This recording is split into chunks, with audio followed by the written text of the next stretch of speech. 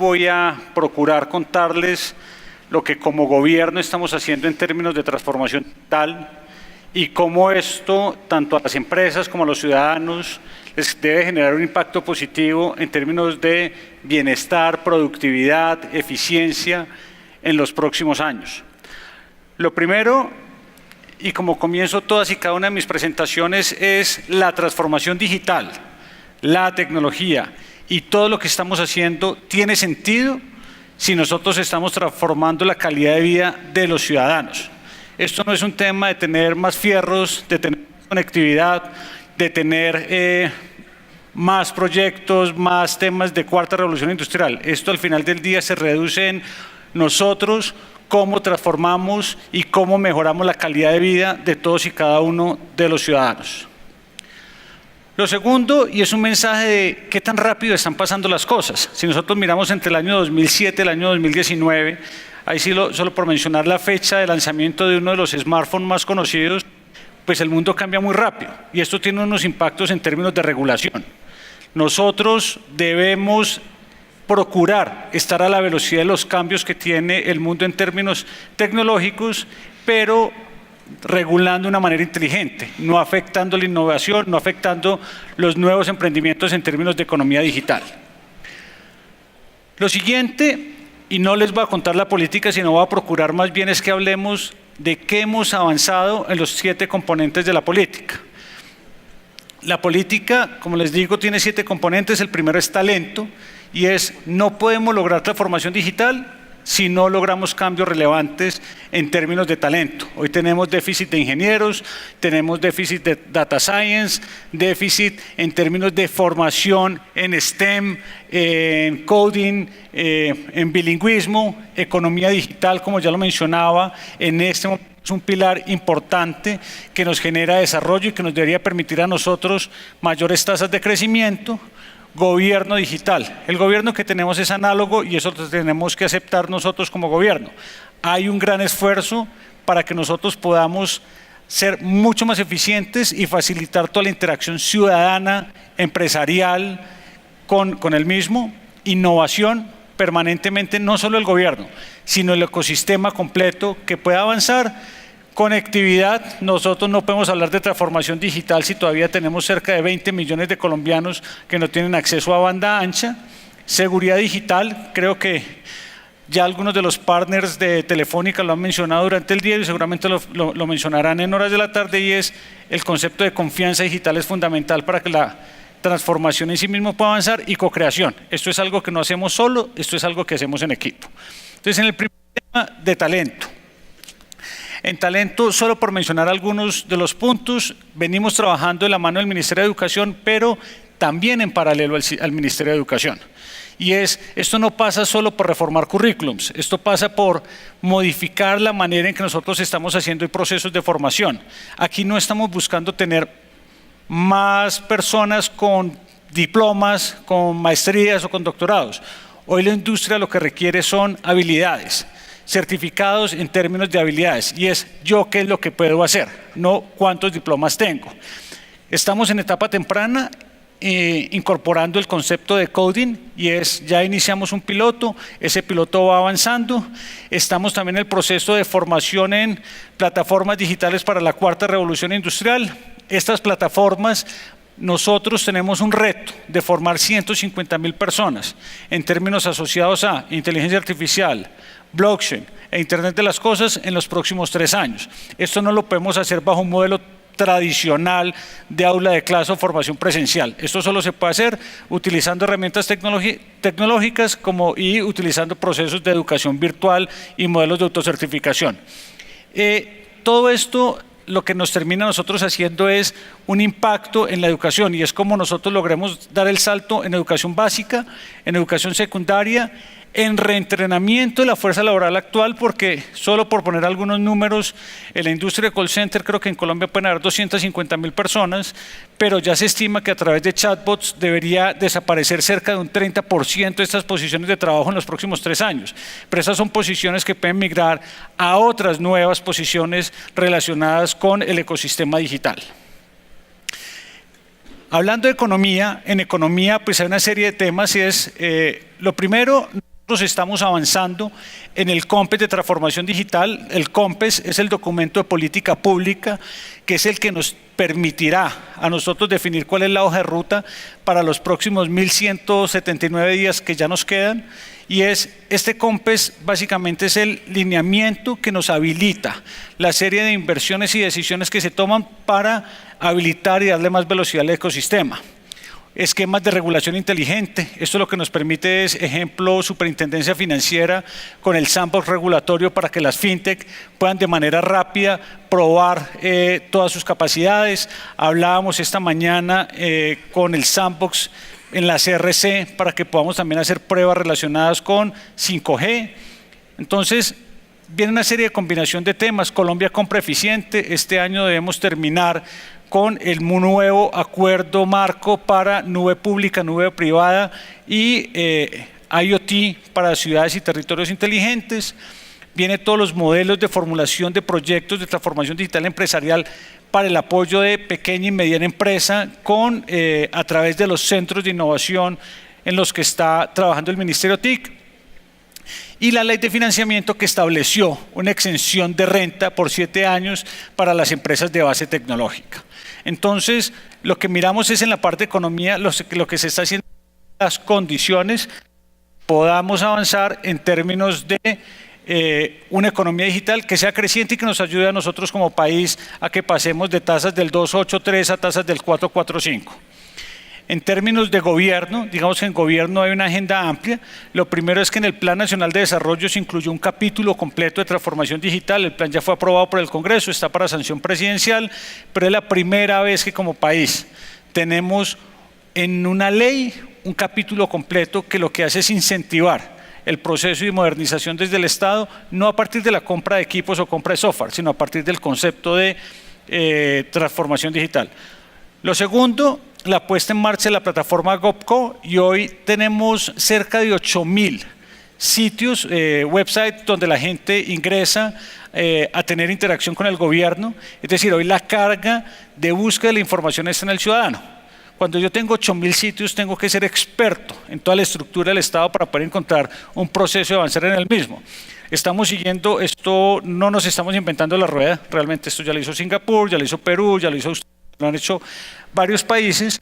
El día de hoy, en la mañana, ya lanzamos la versión, digamos, versión 1 de gov.co, donde la primera fase es aglutinar todas las entidades, pero la segunda ya es tener toda la transaccionalidad que hoy se tiene en los 8.000 sites que están dispuestos en todas las diferentes plataformas.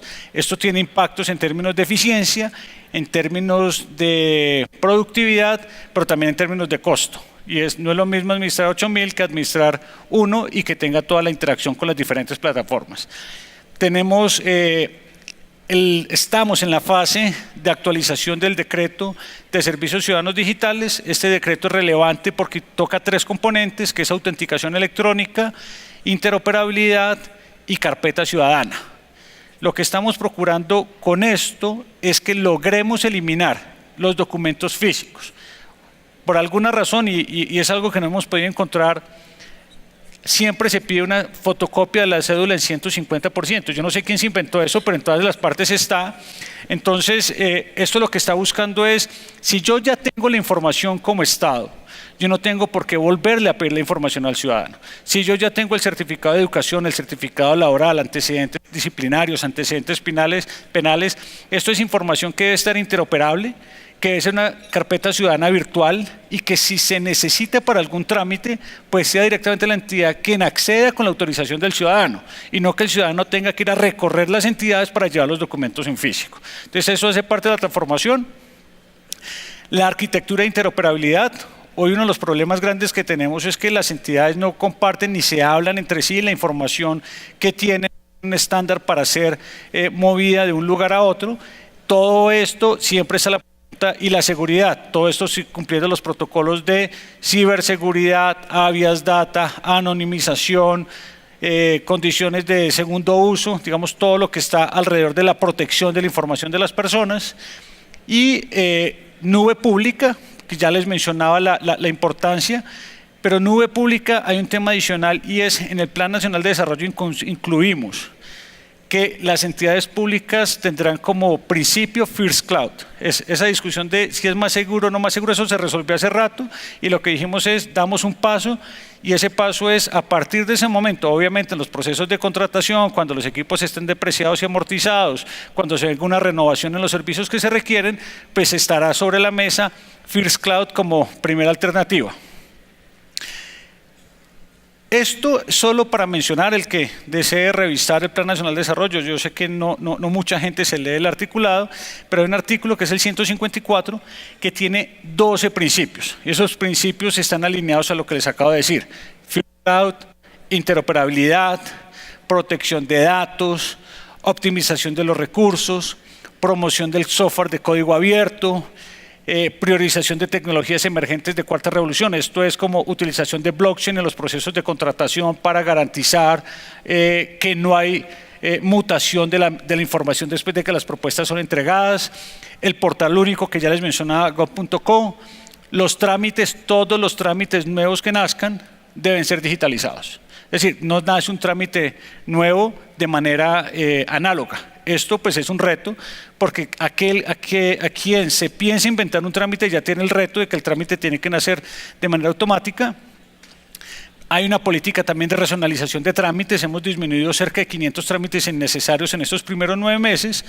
Participación ciudadana en términos de gobierno abierto, políticas de seguridad y confianza digital y propender por el pago con medios electrónicos. Un punto adicional que no mencioné y es el tema de datos abiertos. Datos abiertos es importante porque también da transparencia, permite analítica para temas de transporte, para temas de salud, para temas de educación, y esto lo que hace es que haya un modelo colaborativo entre el sector público y el sector privado. Estos son algunos de los ejemplos. Digamos que la Consejería de Transformación Digital es una oficina que está en la Presidencia de la República, y la razón de la existencia de esta oficina, que fue creada por el presidente Duque, es que se pueda tener esta conversación cross con todos los sectores. No es el Ministerio TIC hablando con los sectores, sino es una oficina cuyo único propósito es que nosotros avancemos en los temas de innovación, cuarta revolución industrial y digitalización del Estado.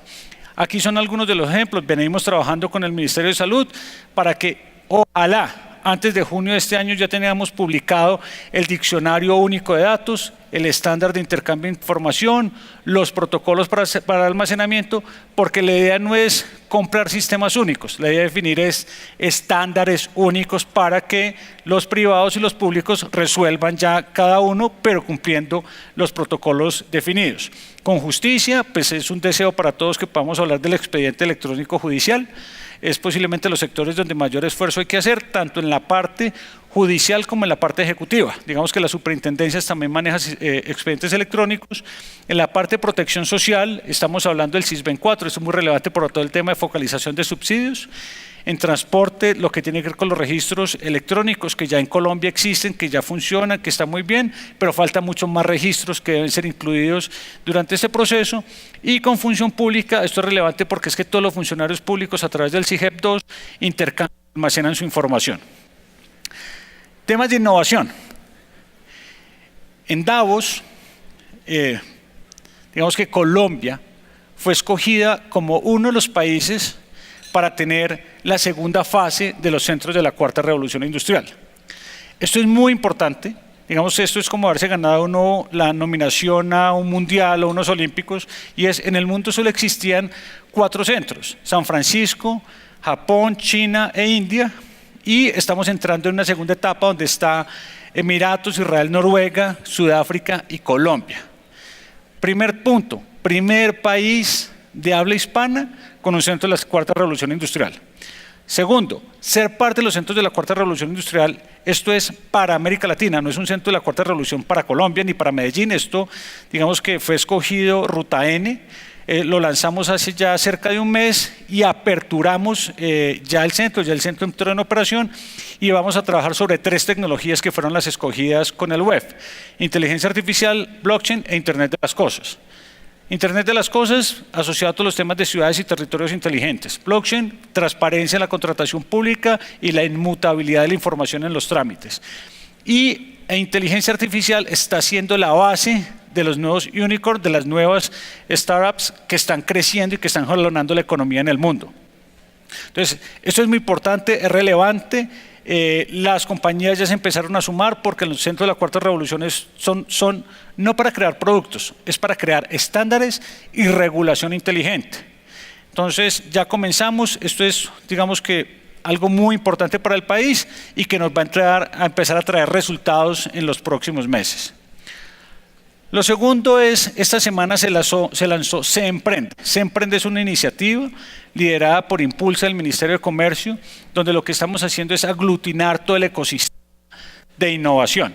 Aquí estamos hablando que nos basamos en el modelo francés de Station F, que es un modelo donde están emprendedores, donde están grandes industrias, está el gobierno, aceleradoras, fondos de inversión. Entonces, es relevante porque en la medida en que haya más ecosistema, también avanzamos de una manera mucho más rápida. Y como les he mencionado ya varias veces, la economía digital es la base del crecimiento en términos reales de la economía y de los futuros retos que tenemos nosotros como país.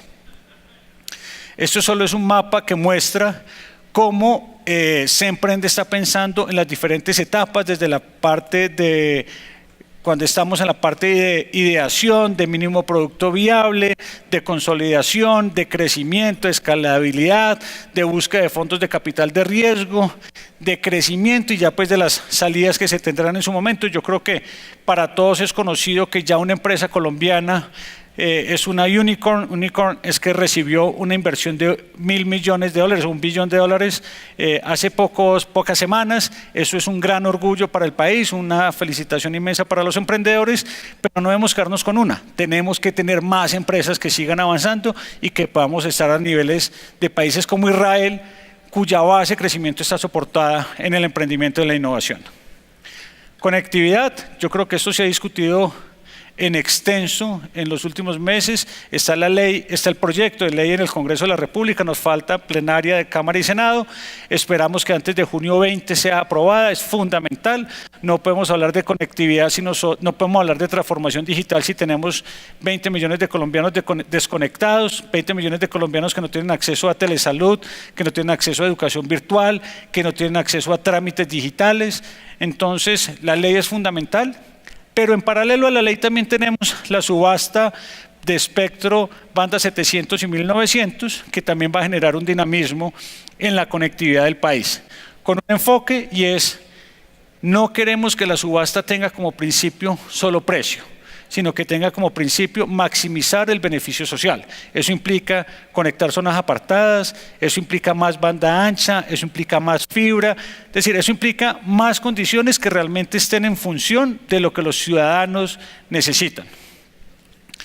Tenemos el componente de seguridad digital y estamos avanzando en el documento COMPES, es el documento de política pública que debe estar expedido antes de que termine el año.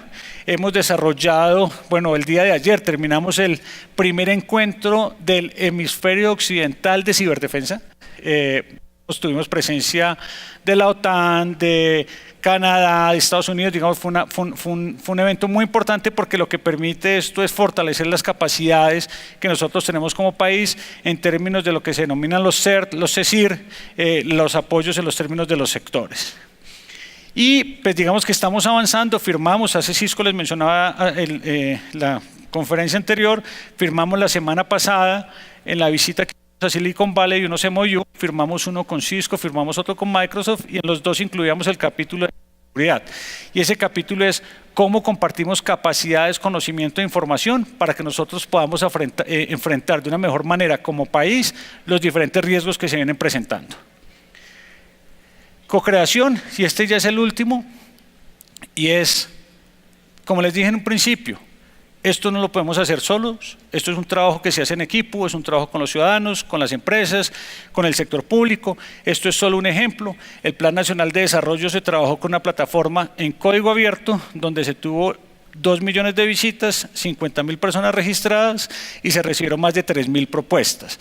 3.000 propuestas de las cuales cerca de un 60% fueron involucradas de una u otra manera en las bases del Plan Nacional de Desarrollo. Esa es la manera en que nosotros realmente participamos y en que los ciudadanos pueden interactuar. Lo segundo es con el Ministerio TIC. todos los documentos que se están trabajando de política, transformación digital, ciberseguridad, conectividad, se hacen en mesas técnicas donde se invita y participa el sector privado, porque la idea no es que nos sentemos en un escritorio a diseñar políticas y después salir a ver si corresponden o no a la realidad de los mercados. Termino como comencé, y esto no es transformación digital, esto no es tecnología, esto no es más inversión en fierros o en software, esto es lograr cambiar y mejorar las condiciones de vida y la calidad de vida de todos y cada uno de los ciudadanos. Muchas gracias.